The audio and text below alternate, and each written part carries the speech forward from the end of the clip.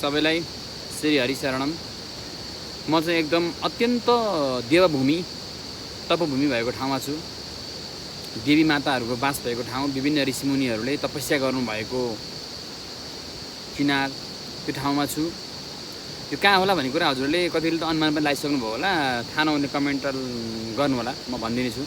म हजुरलाई अहिले विभिन्न मान्छेहरूलाई पायल्सले एकदमै समस्या बनिरहेको छ। हाम्रो खानपिन नमिल्नाले पायल्सले समस्या भएको हुनाले म चाहिँ त्यो बारेमा चाहिँ पायल्स कसरी निको हुन्छ, पायल्स कुन योग गर्नाले चाहिँ निको हुन्छ भन्ने कुरा चाहिँ म हजुरहरूलाई बताउन गइरहेको छु। हजुरले अन्यथा नसोचिकन हजुरले यसबाट लाभ लिनु होला भन्ने चाहन्छु र मैले हजुरलाई जुन आसन गर्छु त्यो आसन चाहिँ हजुरले गर्नु होला।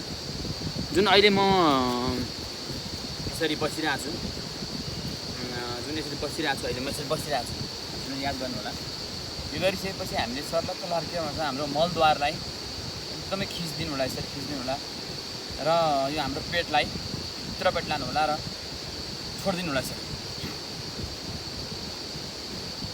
जुन हामीले कपालभाती गर्छौँ त्यो कपालभाती गर्दाखेरि मलद्वारलाई भित्र लानुहोस् अनि फेरि छोडिदिनुहोस्, फेरि भित्र लानुहोस्, फेरि छोडिदिनुहोस्, फेरि भित्र लानुहोस्, फेरि छोडिदिनुहोस्, फेरि भित्र लानुहोस्, छोडिदिनुहोस्।